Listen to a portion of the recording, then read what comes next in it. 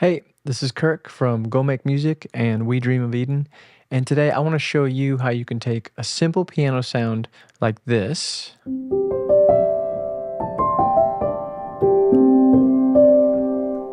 and turn it into an interesting, dynamic, luscious, playable ambient pad like this.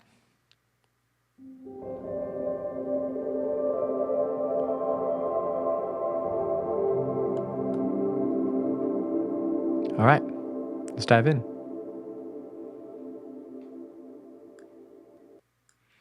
So the first thing you're going to need is just a sound source, the instrument that you're playing.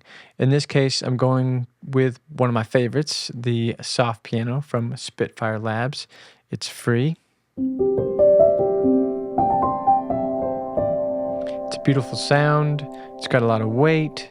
It's got some interesting things going on the top end. It's not too bright, but you could do this with Rhodes. You could do this with a string patch. You could do this with your own guitar if you're a guitar player. A lot of the concepts will translate, but piano is my main thing, so I do piano. And I'm going to walk you through the processing of it, and it's not just throwing a bunch of reverb on it, although you can do that, and sometimes it's great. But it's a little bit more complex in a way that just adds interest, okay? So we'll start from the bottom, and we'll work our way up to the top. So first things first, just a little cleanup.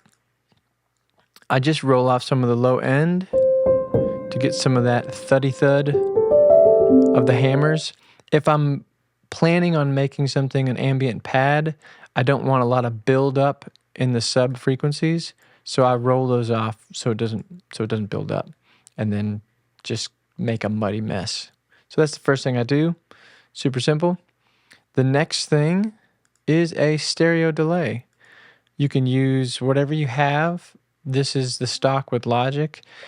I like to do what's called basically a ping pong, and I do that by setting up a dotted eighth on one side and an eighth note on the other side. I roll off the low end again so you don't get that buildup of the thuddiness, do a little bit of feedback, and I make the mix halfway.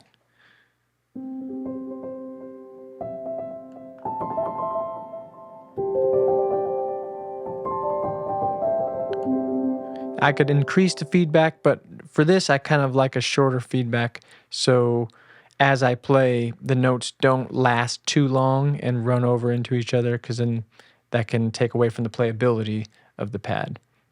So there we go. We got rolling off the lows, do a little ping pong, dotted eighth and eighth.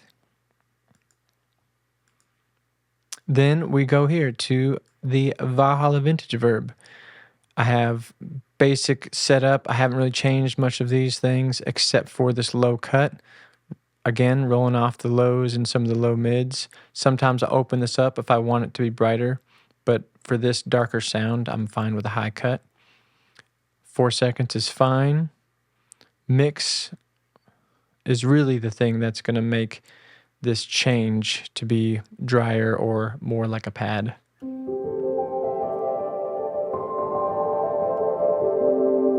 So already we're getting there.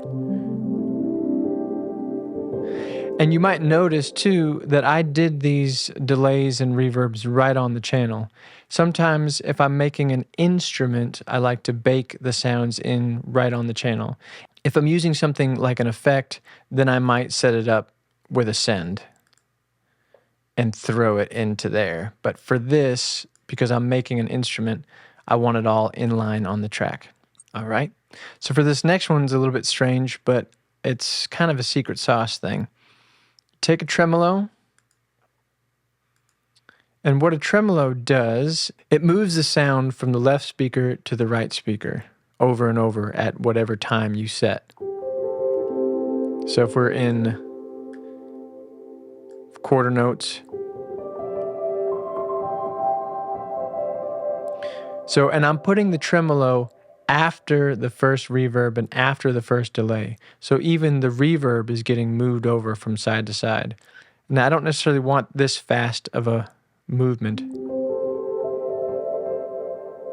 And so you could slow it down to be bars, but I find that I like to turn off the measurement of time in beats and bars and tempo, and I like to just slow it down so that it's moving almost apart from the meter of the song. It creates this interesting effect of a swirling sound.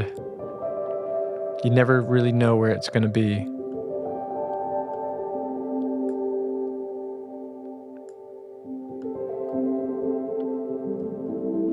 Okay, so you got your bass sound, roll off the lows, add the delay, put the verb on with a mix, so you get still some of the dry sound, and then that whole sound is like moving like a cloud back and forth.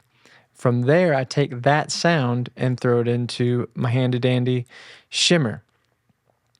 And with the shimmer, the things that I usually adjust are the size. I take the size up. I usually roll the lows off. I'll open the highs up, and I'll give my feedback just a little bit of a boost. A lot of times I like to do the big stereo because big stereo sounds awesome.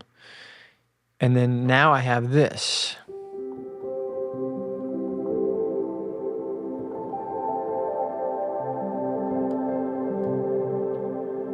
Okay, so the tremolo verb is being thrown into the stereo verb, which is not moving around.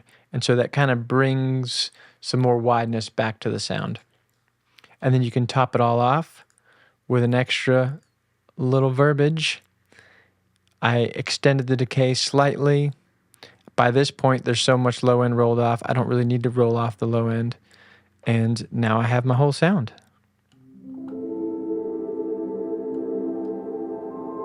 And basically what I'm playing is just notes from the major pentatonic scale.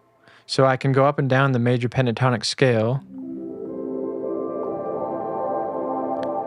and I'm never really playing a wrong note. I can go low, even down lower.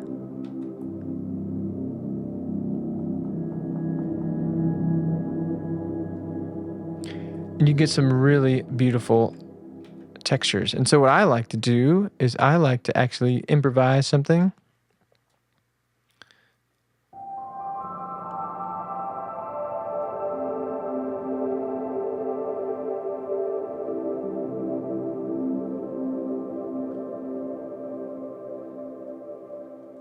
And take that sound and print it. And now I have this lovely audio file that I can mess around with. And I like to even pitch that down an octave. Print it again.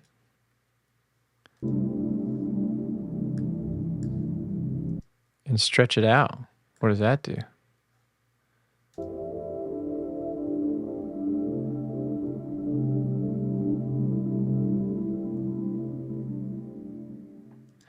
So there you go.